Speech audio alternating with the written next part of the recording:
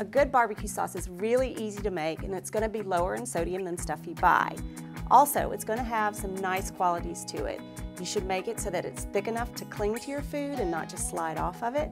And it should have a nice flavor balance. You want a little bit of sweetness, a little bit of tanginess, some saltiness, and maybe a little spicy kick. This sauce starts with a little bit of sauteed shallots. Now you could also use onion if you don't want to use shallots.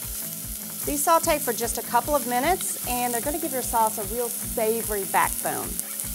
This is ketchup, and it's sort of the bulk of the sauce. And you want to make sure you go for a low sodium variety so that salt levels stay in check.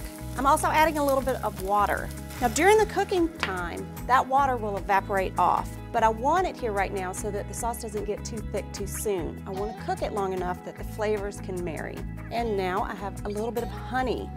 You want a nice sweet barbecue sauce, and honey has just a richer, more robust flavor than sugar. I also have a little bit of cider vinegar, and that's going to add that nice brightness to the sauce.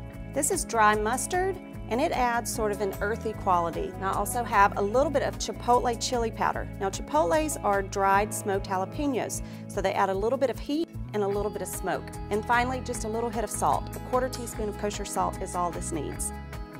All of this goes into the pot and then just simmers for about 5 minutes until it's thick enough to where you know it will cling to your food.